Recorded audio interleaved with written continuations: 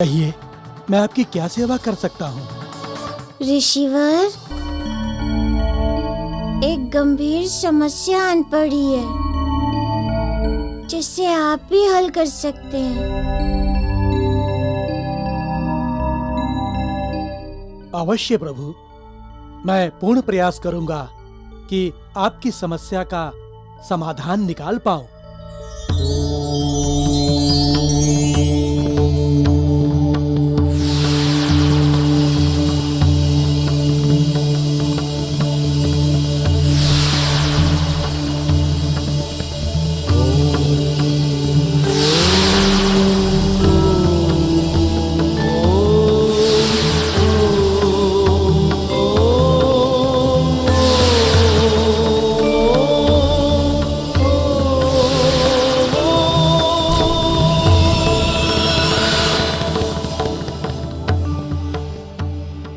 प्रणाम प्रभु।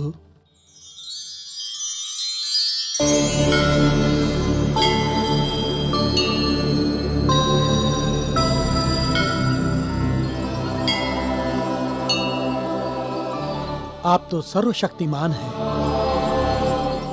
सब कार्य करने में समर्थ हैं।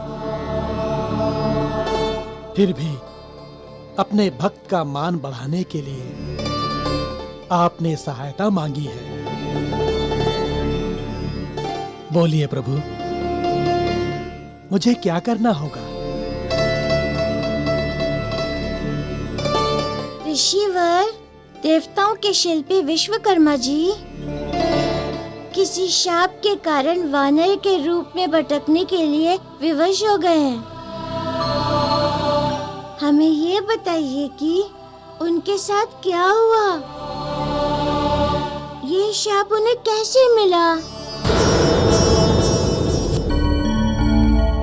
प्रभु, लगभग 5 माह पहले की बात है, जब एक दिन देवलोक में विश्वकर्मा जी ने देवताओं को अपने महल में आमंत्रित किया था।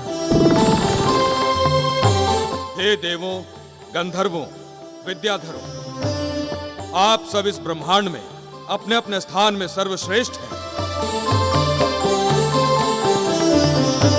हम आप सबके बहुत आभारी हैं कि आप सबने हमारा निमंत्रण स्वीकार किया और हमारे महल में पधार कर इस महल की शोभा बढ़ाई। विश्वकर्मा जी, ये तो बताइए कि हमें आमंत्रित करने का प्रयोजन क्या है?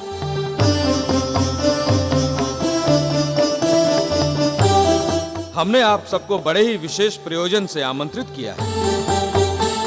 हमारी पुत्री चित्रांगदा अब विवाह योग्य हो चुकी है और हम चाहते हैं कि वो अपने विवाह के लिए आप सब में से किसी एक को अपना वर चुन सके।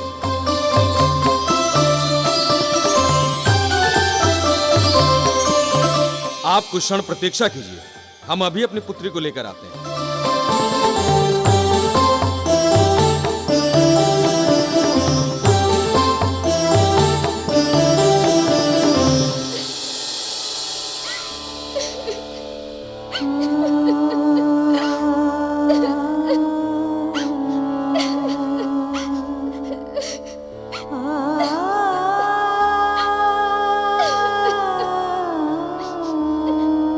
चित्रांगदा, ये सब क्या है और तुम इस तरह रो क्यों रही हो? इसका कारण आप ही हैं पिताजी।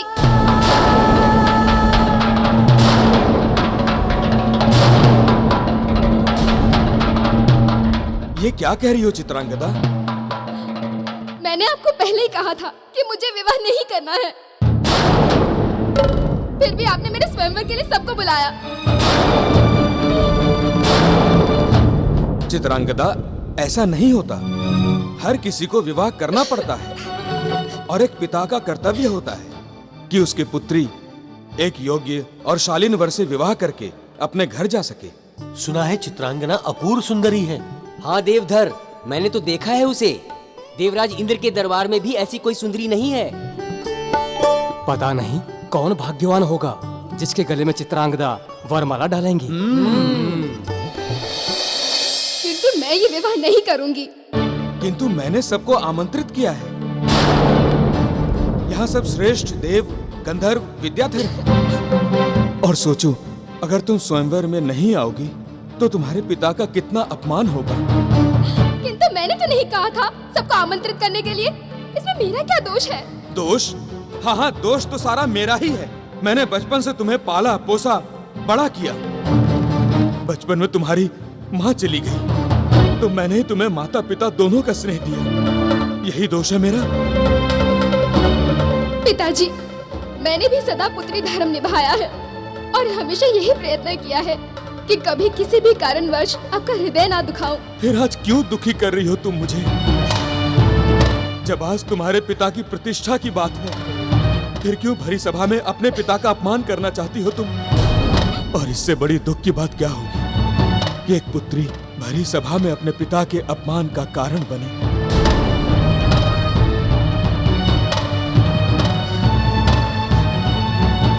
पिताजी, आपका मुझ पर पूरा अधिकार है। आपकी पुत्री होने का ऋण है मुझ पर और मैं ये ऋण अवश्य चुकाऊंगी। मैं विवाह करूंगी, परंतु उस वर के साथ जिसे मैं स्वयं चुनूं।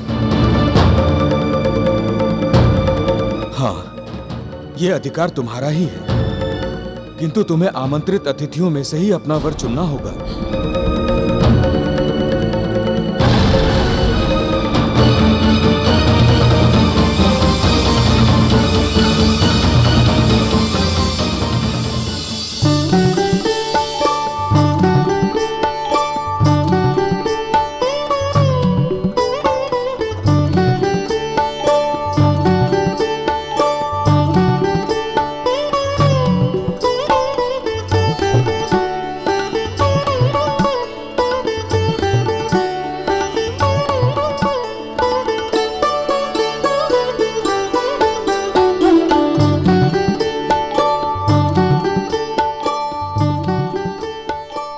हे देवों, गंधर्वों, विद्याधरों, आप सब श्रेष्ठतम देव हैं। मेरे पिता ने आज मेरे स्वयंवर के लिए आप सबको यह आमंत्रित किया है और मुझे ये अधिकार है कि मैं अपनी इच्छा से अपना वर चुन सकूं।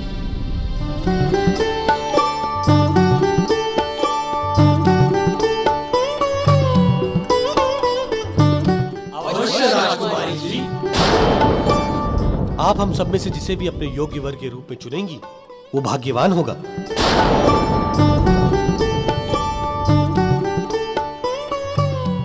किंतु मैं आप सब में से किसी से भी विवाह नहीं कर सकती।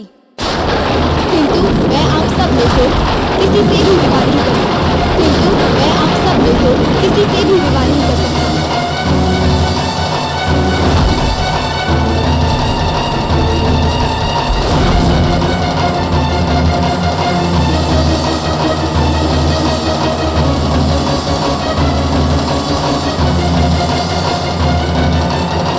क्योंकि मैं पृथ्वी लोक के राजा सूरज से प्रेम करती हूँ और उसी से विवाह करूंगी। क्योंकि मैं पृथ्वी लोक के राजा सूरज से प्रेम करती हूँ और उसी से विवाह करूंगी। क्योंकि मैं पृथ्वी लोक के राजा सूरज से प्रेम करती हूँ और उसी से विवाह करूंगी।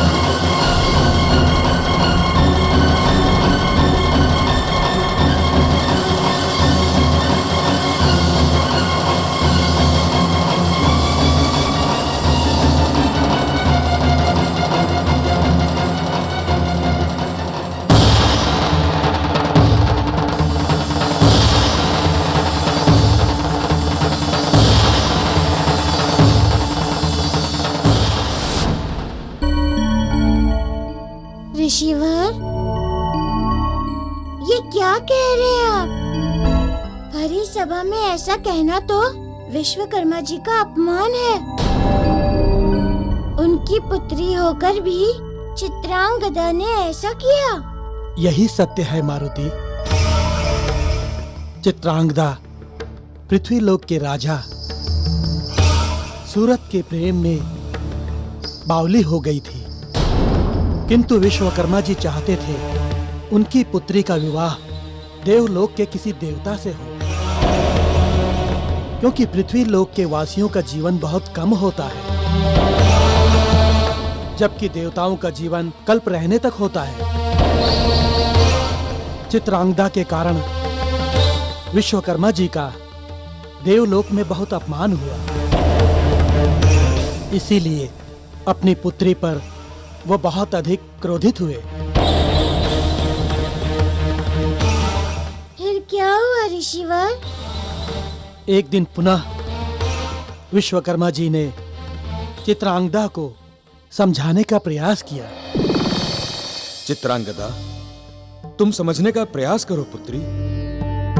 पृथ्वीवासियों का जीवन बहुत कम होता है, इसीलिए हम पृथ्वी को मृत्यु लोक कहते हैं। पिताजी, मैंने वचन दिया है विदर्भ के राजा सूरत को। वे महान सम्राट हैं। पुत्री, पृथ्वीवासियों का राजा महाराजा कितना भी महान क्यों ना हो, किंतु जो पृथ्वी पर जन्म लेता है उसे एक न एक दिन मृत्यु अवश्य प्राप्त होती है। बहुत ही कम समय का जीवन होता है इनका। पिताजी, सच्चा प्रेम अगर कुछ पलों के लिए भी मिलता है तो वो सदियों के जीवन से अच्छा ही होता है। चित्रांगदा, ये सब कहने की बातें हैं। व्यवहारिक जीवन में इसका कोई मोल नहीं है। प्रेम में कोई मोल तोल नहीं देखा जाता। मैं विवाह करूंगी तो महाराज सूरत से ही। वाह, बहुत अच्छा ऋण चुकाया तुमने हमारे स्नेह का। हमने कभी स्वप्न में भी नहीं सोचा था कि हमारी पुत्री, जिसको हमने लाड़ प्यार से पाला पोसा, वो हमारे अपमान का कारण बनेगी। आज सारे देवलोक में हमारी हंसी उड़ाई जा रही है कि विश्वकर्मा ने अपनी पुत्री को अच्छे संस्कार नहीं दिए। पिताजी, मैंने कोई अधर्म का कार्य नहीं किया है। यदि मैं आपको बिना बताए कोई अनुचित कार्य करती तो आपका अपमान होता। पिताजी, मैं महाराज सूरत से प्रेम करती हूँ और उन्हीं से विवाह करना चाहती हूँ। ये तो आपको भी ज्ञात था। पुत्री, हम देवलोक में रहते हैं और हमारा धरतीलोक के मनुष्य से कैसे मेल हो सकता है?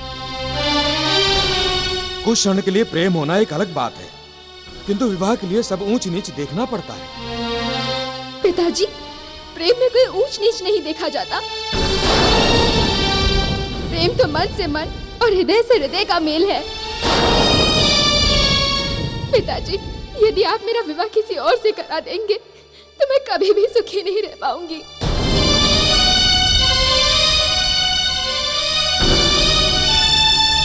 पिताजी, हमारा प्रेम सच्चा है, इसे स्वीकृति दे दीजिए।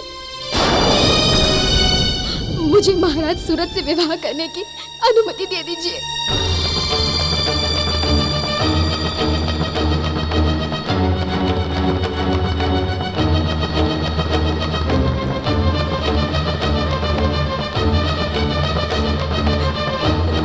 मुझे अनुमति दे दीजिए पिताजी। बस, बहुत हो गया। अब एक बात अच्छी तरह से समझ लो, तुम्हारा विवाह सूरत या पृथ्वी के किसी वासी से कदापि नहीं होगा। तुम्हारा विवाह देवलोक के किसी देवता के साथ ही होगा। तुम्हारा विवाह सूरत या पृथ्वी के किसी वासी से कदापि नहीं होगा। तुम्हारा विवाह देवलोक के किसी देवता के साथ ही होगा।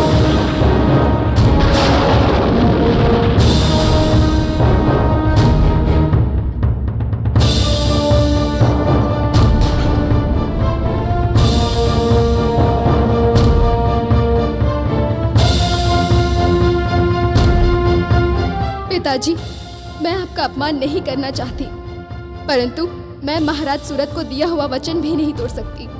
मुझे क्षमा करें पिताजी, मुझे क्षमा करें।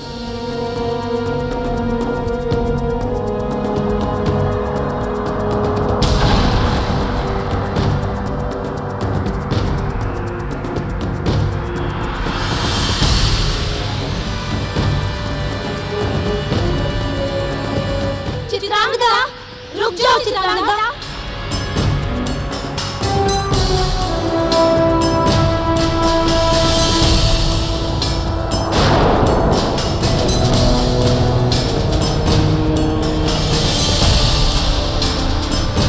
तुम इतनी तेजी से कहाँ जा रही हो चित्रांगदा?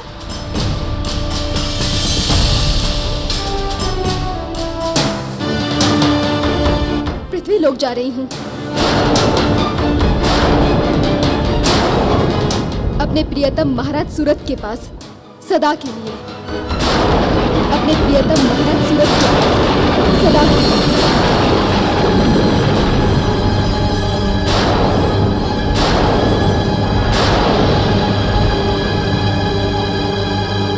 ये तुम ठीक नहीं कर रही हो चित्रांगदा। मैं कोई पाप करने नहीं जा रही हूँ। चित्रांगदा, तुम्हारे निर्णय से तुम्हारे पिता ही नहीं, देवलोक और देवताओं का भी अपमान होगा। हाँ हाँ, सब लोग यही कहेंगे कि देवलोक में पृथ्वी के राजा सूरत से अच्छा और कोई देवता ही नहीं है। और फिर अपने पिता की अवज्ञा करना भी अनुचित ही है। मैं तो पिताजी से अनुमति लेना ही चाहती थी, परंतु उन्होंने ही मना कर दिया। मैं महाराज सूरत के प्रेम को पाने के लिए कुछ भी कर सकती हूँ।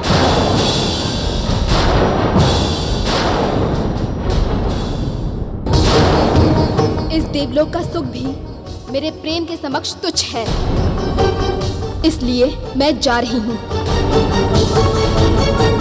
सदा के लिए। चित्रांगदा, रुक जाओ।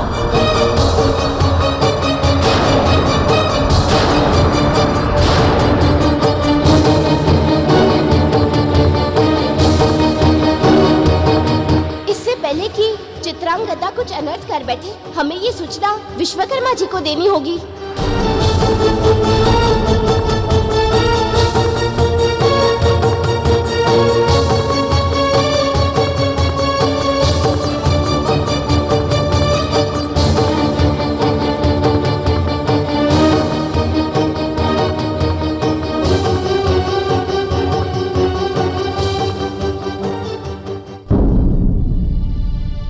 पिताजी, यदि आप मेरा विवाह किसी और से करा देंगे तो मैं कभी भी सुखी नहीं रह पाऊंगी। पिताजी, हमारा प्रेम सच्चा है, इसे स्वीकृति दे दीजिए। मुझे महाराज सूरत से विवाह करने की अनुमति दे दीजिए। विश्वकर्मा जी, विश्वकर्मा जी, प्रणाम देव। कल्याणम भव। तुम तीनों एकाएक यहाँ? विश्वकर्मा जी, हम सबको जिस बात का भय था वही होने जा रहा है। ये क्या कह रही हो चंद्रकला? चित्रांगदा पृथ्वी लोक की ओर जा रही है। यदि समय रहते हुए उसे नहीं रोका गया तो वो अवश्य ही बहुत बड़ा अनर्थ कर बैठेगी।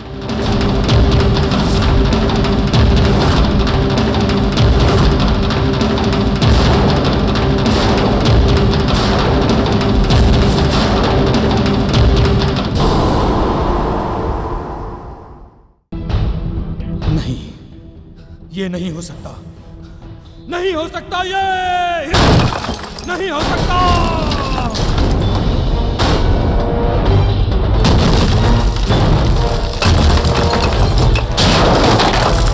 नहीं हो सकता ये। चित्रांगदा, चित्रांगदा।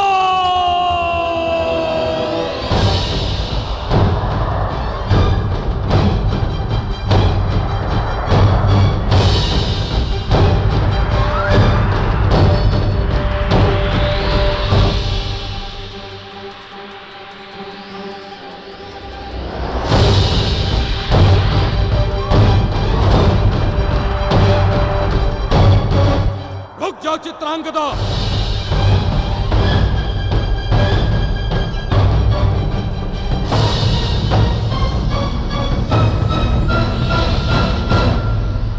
रुक जाओ। चित्रांगदा, रुक जाओ। तुम ऐसा नहीं कर सकती। तुम मनुष्य से विवाह नहीं कर सकती। नहीं पिताजी, मैं निर्णय ले चुकी हूँ। मेरा रुकना असंभव है।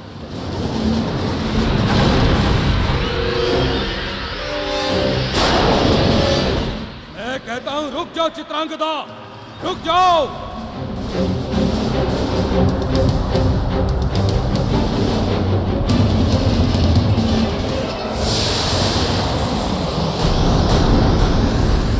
मुक्ति दो मुझे, मुक्ति दो मुझे, मुझे मुक्ति चाहिए, मुझे मुक्ति चाहिए, मुक्ति दो मुझे, मुक्ति दो मुझे, मुक्ति दो मुझे, मुझे मुक्ति चाहिए, मुझे मुक्ति चाहिए, मुक्ति दो मुझे।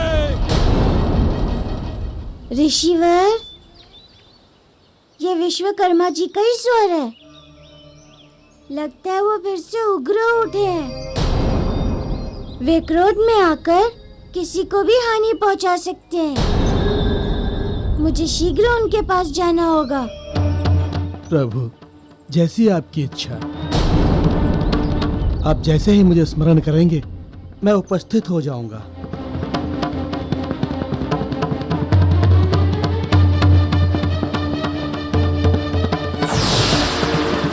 मुझे मुक्ति चाहिए, मुक्ति दो, अन्यथा मैं यहाँ सब तहस नहस कर दूंगा।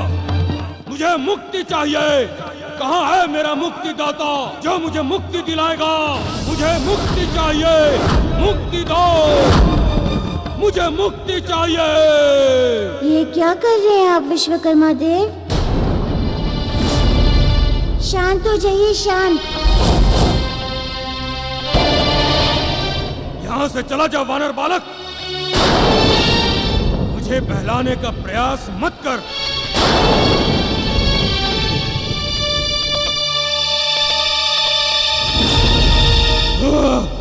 मुक्ति दो मुझे,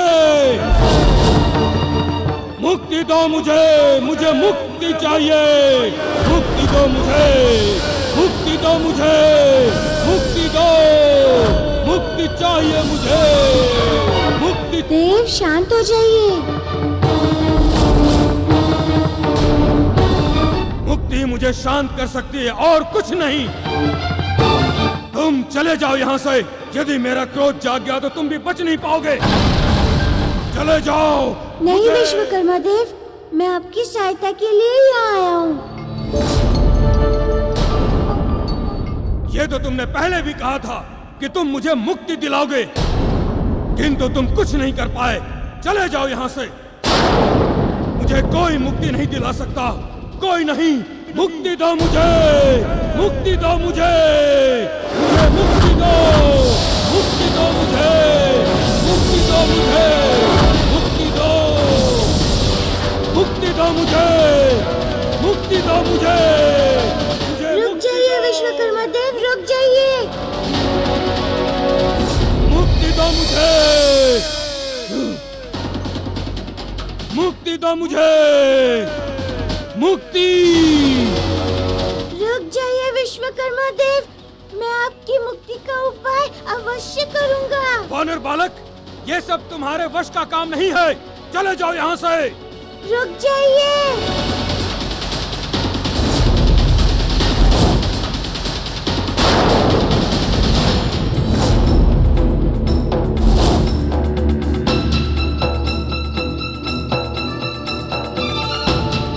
ये तो रुक ही नहीं रहे। इन्हें रोकना आवश्यक है, अन्यथा ये अवश्य किसी का अहित करेंगे। मुक्ति दो मुझे।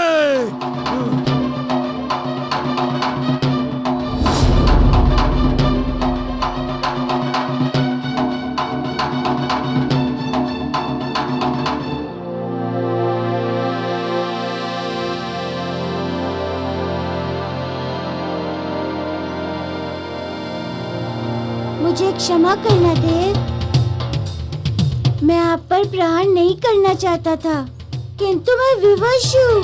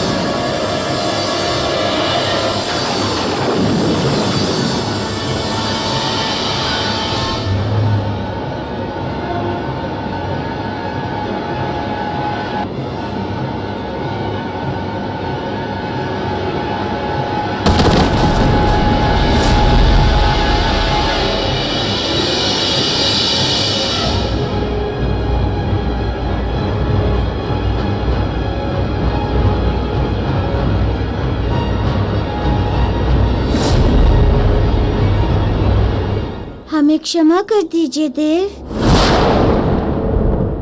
इस स्थिति में मुझे आपकी समस्या का कोई और हल नहीं दिखाई दे रहा था। पता नहीं वहां मारुति के साथ क्या हो रहा है।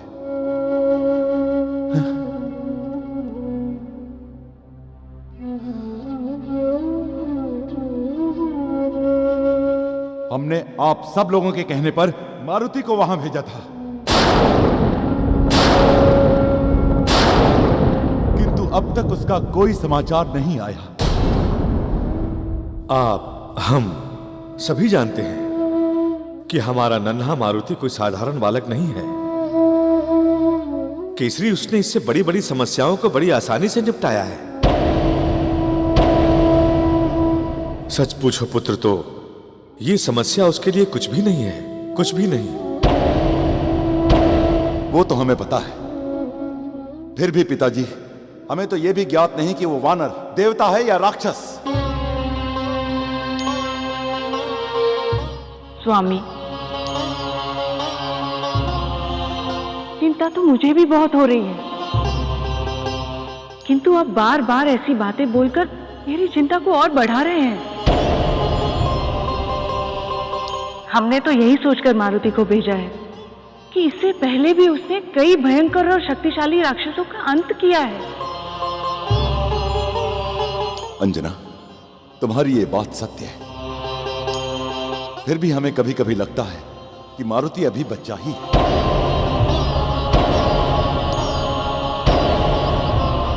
हमने मारुति को अकेले भेजकर बहुत बड़ी भूल की है।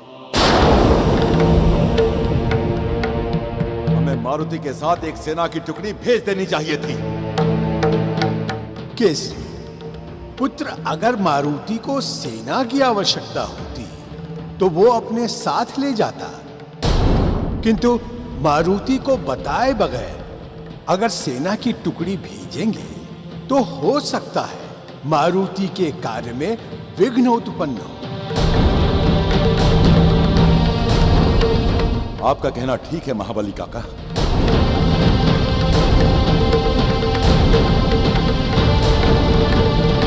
जामवन जी, जामवन जी, ये क्या प्रभु इस समय हमें याद कर रहे हैं? ऐसा पहली बार हुआ है कि प्रभु ने इस तरह याद किया हो।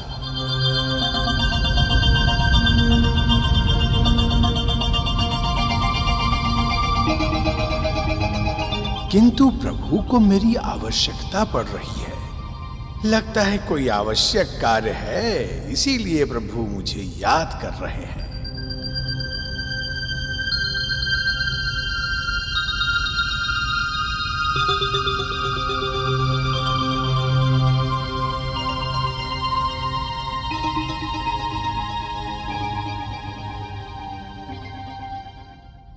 केसरी पुत्र, हमें एक आवश्यक कार्य याद आ गया है।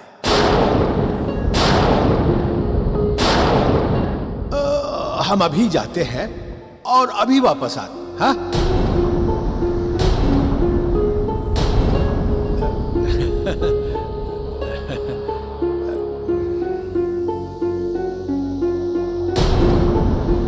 अंजना, ये महाबली काका को क्या हुआ? अभी तक तो शांत थे। वही तो मुझे भी लग रहा है। ऐसा कौन सा काम याद आ गया काका को जो ये इतने उतावले हो उठे?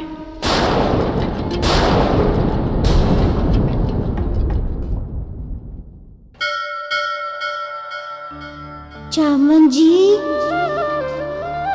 जामवन जी, जामवन जी, जामवन जी।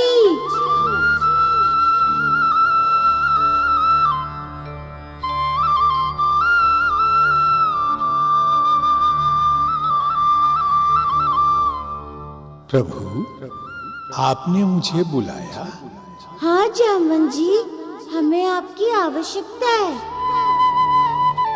मुक्ति वानर के रूप में कोई और नहीं, स्वयं विश्वकर्मा देव है।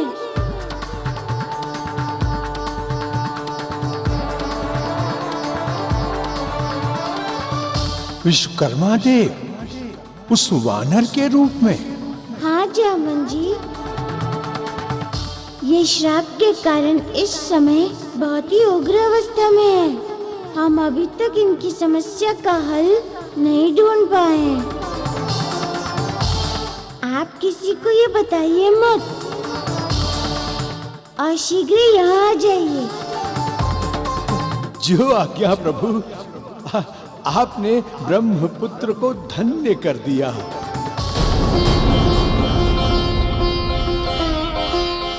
हे पिता ब्रह्मदेव, जिस घड़ी की मुझे वर्षों से प्रतीक्षा थी वो घड़ी आ गई है। आज भगवान शिव के 11वें रुद्र अवतार ने मुझे बुलाया है।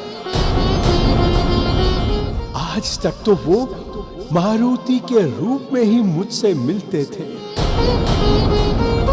आज से उन्होंने अपनी लीलाओं में मुझे सम्मिलित कर लिया है।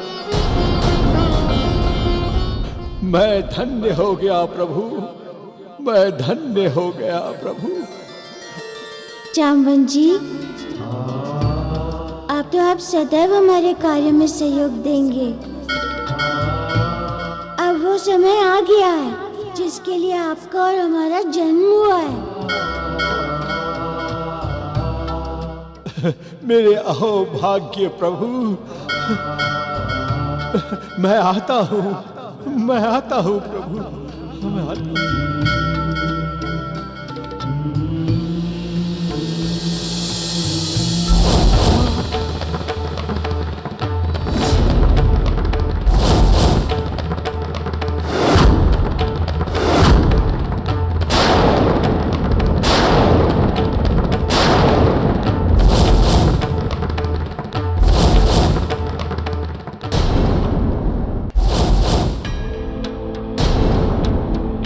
महाबली काका, आप किससे बात कर रहे थे?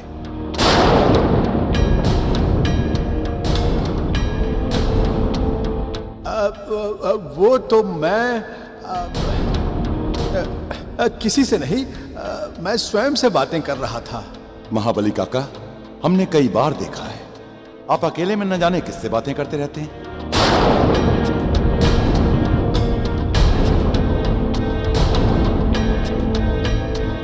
हमें तो कोई कहीं दिखाई भी नहीं देता है। वो तो दृष्टि का फेर है केसरी। किसी की आंखें वो भी देख लेती हैं जो कोई और नहीं देख सकता।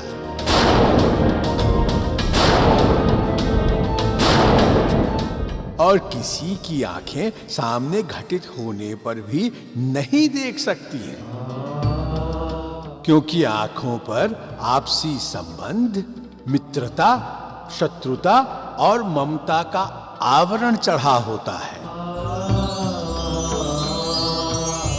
महाबली काका, मैं समझा नहीं, आप क्या कह रहे हैं? अरे जैसे शत्रु का किया हुआ अच्छा कार्य भी नहीं दिखाई देता है,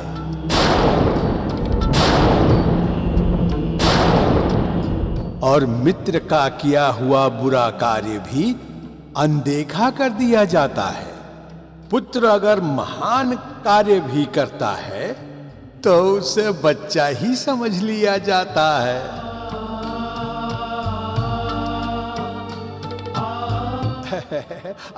मुझे विलंब हो रहा है, मुझे मारुति के पास जाना है।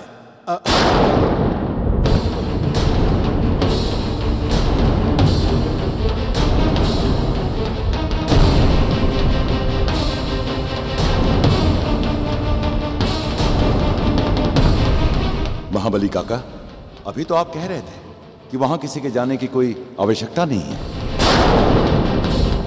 हाँ जामवन जी, अभी एकाएक ऐसा क्या हो गया जो आप मारुति से मिलने के लिए इस प्रकार उतावले हो उठे हैं?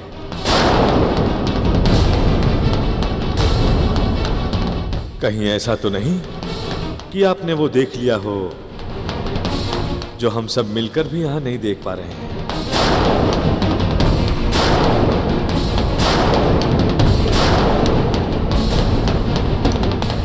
हाँ काका, यदि आपने कुछ देखा है तो हमें बताइए।